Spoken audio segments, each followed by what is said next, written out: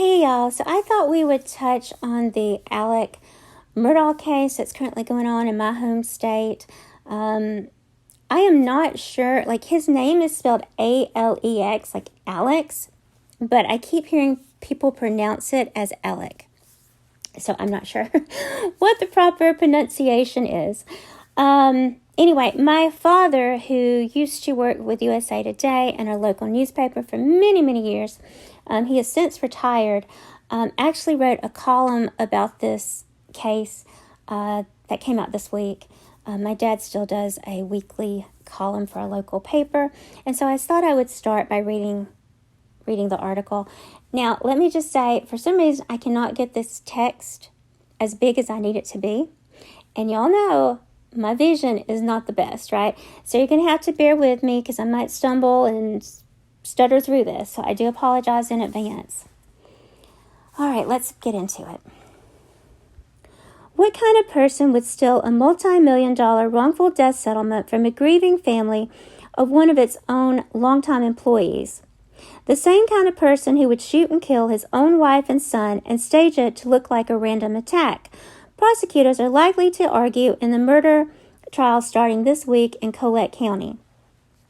Unless you've been living under a rock, you probably know that I'm talking about Alec Murdaugh, whose trial will likely produce the most intensely watched courtroom drama in South Carolina since 1994, when Susan Smith rolled her car into the lake with her two young sons strapped inside.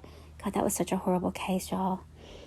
My only connection to this twisted tale, other than knowing some of the reporters who have been covering it, is a certain lawyer who's involved. He happens to be the one who broke the dam that spilled forth numerous other cases of fraud and embezzlement, setting in motion the downfall of the prominent attorney whose family name has been esteemed for more than a century in the neck of the Lowcountry. My source is a lawyer named Eric Bland. I became acquainted with him when I covered the story of Zachary Hammond, a teenager who was shot and killed in 2015 by a Seneca police officer who claimed he believed the young man was trying to run over him with his car. Bland represented Zach's parents and, along with several newspaper reporters, worked on the story, tirelessly fighting to bring to light video evidence that showed that the officer clearly overreacted. Bland won a multi-million-dollar settlement for the family. His role in the Murdaugh case has been in helping the family of Gloria Statterfield collect money owed to them from an insurance settlement that Murdaugh had siphoned to his own account for a wrongful death lawsuit he orchestrated against himself. How weird is that? Statterfield was Murdaugh's housekeeper and a former nanny to his children, who died after suspicious trip-and-fall accidents on the step of Murdaugh's home. After Murdaugh's swindling ways came to light, her body was exhumed, and a criminal investigation into her death is ongoing.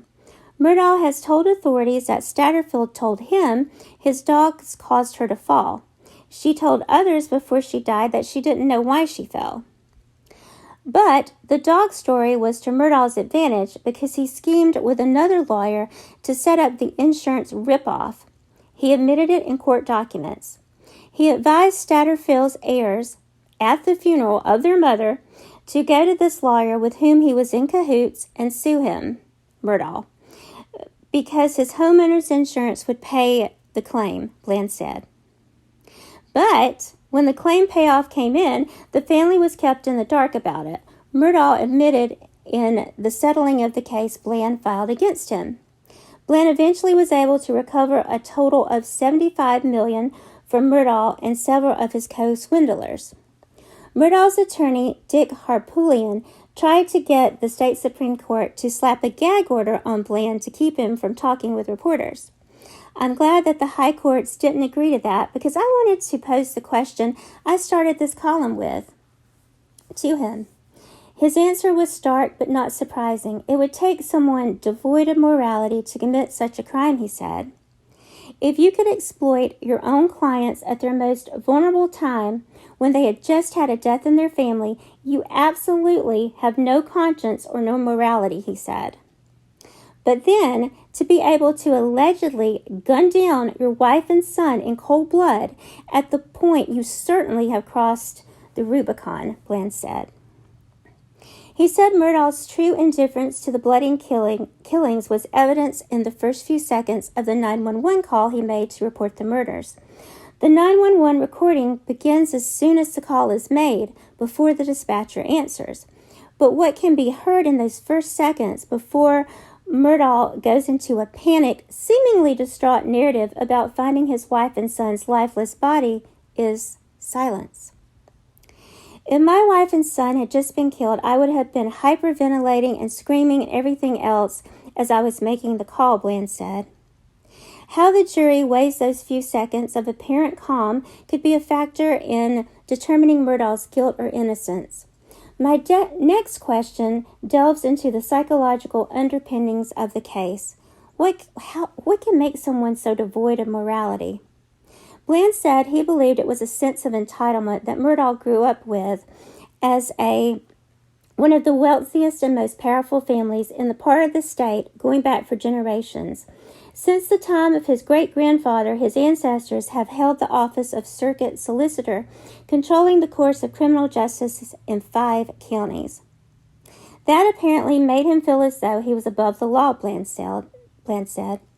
And when you combine power and money, you find out where people stand, he said. In other words, if you believe you could get away with anything, what would you do?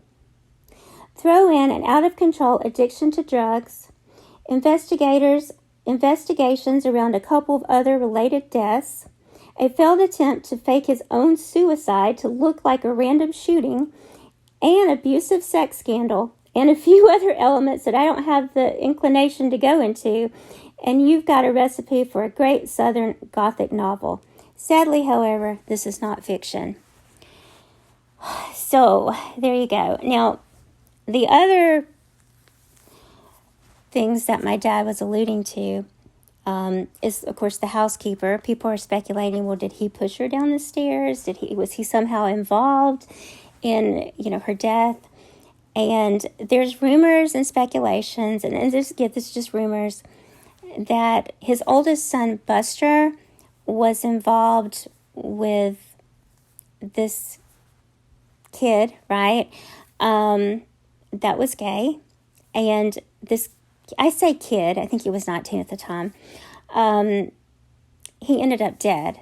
And it wasn't a hit and run. Now, some people think that maybe he got sideswiped by a car, the rear mirror of the car, but I don't know. So and his mom is still she wants to know what happened. But here's the thing: Alec and his brother showed up at this crime scene.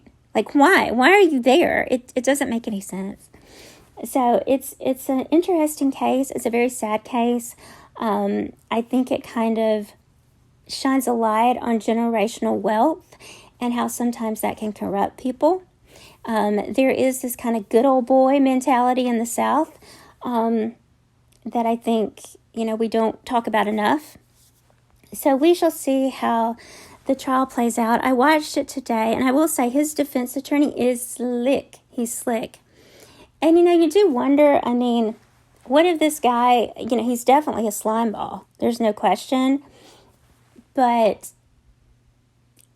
is he a murderer? And I guess we're just going to have to watch the trial to find out. I also saw where Netflix is doing a documentary, they've already done a documentary. It's coming out February 22nd about this case.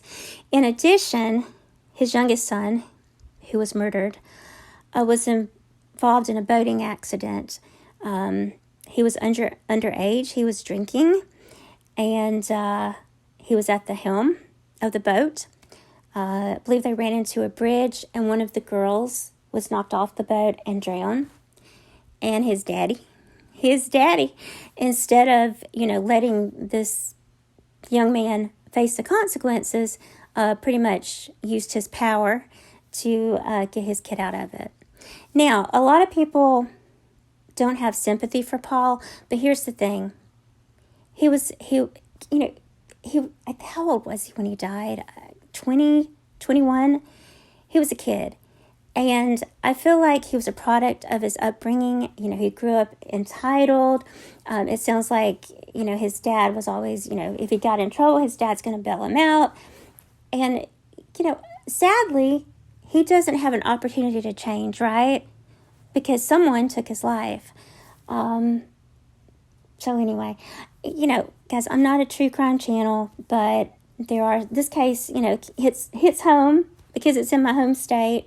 And, so I just wanted to read that article to y'all. And, that's it. I'm sending love and light. Until next time, be well.